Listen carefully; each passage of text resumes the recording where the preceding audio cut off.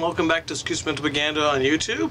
Sorry for the delay again this month. Little crazy puppy dog running around the house, causing chaos and merriment wherever she goes. A lot of fun. But, on to the reviews. So, a bit behind as I said, Villains Month for DC continues with Metallo #1, and telling again of Metallo's origin.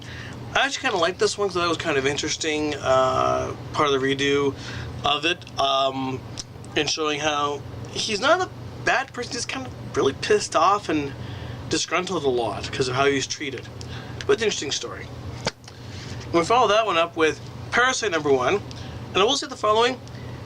The writer of this one, and the artist, who's also the artist, did a really good job not only telling the story of this one, but also saying everything previous about the Parasite, throw it out the door, let's go with something totally new. Now, I'm not always a fan of that kind of stuff. Sometimes too many writers redo stuff just to redo stuff, you know. But in this case, I didn't mind it so much because I thought it was actually kind of a fresh redoing of the whole storyline and kind of interesting. And also, this Parasite's actually kind of a scary guy. And so we go to Batman with the Doomsday #1. If anyone can explain the story to me, please tell me, because it was whatever, and I didn't give a flying whatever for it. Then we go to Action Comics with Psycho Pirate in the Cyborg storyline, and look, he's fighting Psycho Pirate, and that's nice. Then we go to the finale for the Superman-Batman first storyline, which ties everything together and makes it a bit more clear what the heck's going on, because the word unclear was very obvious from the first couple issues. So this one kind of ends it all off finally in a nice, interesting little package. Not the best. Probably could have been 3 issues, not 4, but hey, sort of thing. So it's interesting to see what that title brings us. Then we got the Superman Wonder Woman new comic with the gatefold cover. Ooh, gatefold cover. And I'm not a fan of the romance here because, you know, let's face it, Superman should be with, you know, Lois Lane. It feels very manufactured. The whole romance does, the togetherness does, everything about this whole thing. It just feels so whatever. So I don't think this book's going to last that much longer myself. I bet you shortly after the romance ends, which they've already said it will shortly in the future, it's going to be whatever moment sort of thing. So yeah, plus I don't like the way they do Wonder Woman the last several years anyway at DC. Bring back Greg Rucka. Thank you. And one of the best Superman books out there is World's Finest. Another great storyline here, a one-off issue sort of thing. Power Girl's powers are still kind of wonky, and the two have to work together. It's a great story still, this stuff. Still recommend this one. And Adventures of Superman, which I kind of, it's like a non-continuity title, and I got a funny feeling that the writers just kind of pick stories just a training ground. And the main story in this one was kind of boring. And then, of course, Smallville. Mark Kent's back. Wonder Woman shows up. All sorts of other things happen. Kind of a big, huge storyline, which is going to end next issue, I think.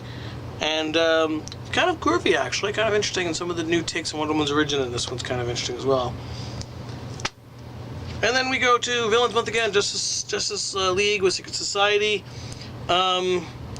A story that I really was like whatever to. I know where they placed it here, but it was kind of like a lot of backstory for the main, you know, event of Forever Evil, and I was just kind of like to the whole thing. Whatever.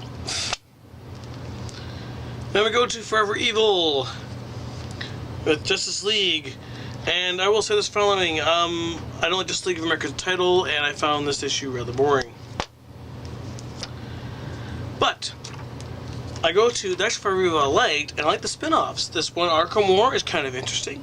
All the Arkham Asylum inmates have carved off Gotham into different sectors, and then Bane shows up and says, no, you're working for me now. And it's kind of cool to see all the Batman villains just getting ready to knock the crud out of each other in a big war. It's going to be kind of interesting. Another one is, DC loves using the Roogs from The Flash, and they've used them so many times over the years. And this one is, the Roogs, for different reasons, are going against the crime syndicate in Central City, and this is kind of the start of them going underground and doing the war their own way. You may say they don't have much of a chance, but it's kind of interesting, and it's also kind of interesting too because I don't know the new versions of the Roogs, and so some of them looking, oh, that's interesting, different things here. Like Captain Cold is just a freed guy anymore; he has to use just his hands, which is different. Then we go to Green Arrow, written by Jeff Lemire, Canadian. I do that to piss my cameraman off. So, this one is another storyline that keeps just going on and on and on and on, and yeah, I'm kind of dropping this book now because it started with a bit of a spark. It's been kind of meandering for the last little bit, and it's almost as if they can't figure out what to do with it 100%. Plus, I found the new Count Vertigo rather boring, just put it mildly, very much so. One book is still good though, Animal Man by Jeff Lemire, Canadian. And this is a story with Blood is the villain, and really good story arc he's doing here. He's kind of stolen Animal Man's powers and using him for himself, etc. And it's just kind of fascinating how this one comes together, and it kind of culminates all these different storylines. So I wonder what's going to go after this one's done in the next couple issues. And another one that I unfortunately am dropping is The Movement, because this is the first issue that something actually feels like it's happening and moving, and moving, a movement. This is the first one that actually feels like momentum is coming up to the storyline, and it's kind of a shame because I thought it was an interesting concept, but it just feels so slow in a lot of ways. What's going on in the book?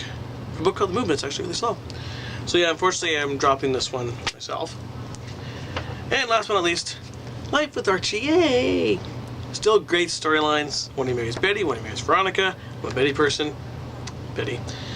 And this is still great stuff. A lot of real world issues still going into the storyline.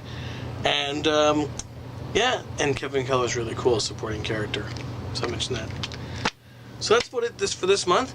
And hopefully another one very soon for next month for Scoops Propaganda on YouTube. So check out the blog, Scoops Propaganda, and check out me on Twitter, Scoop Riches, and have a fun time.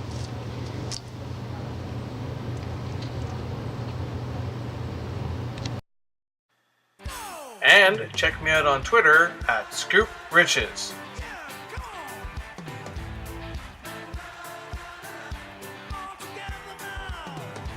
And check out my blog, Scoop's Mental Propaganda.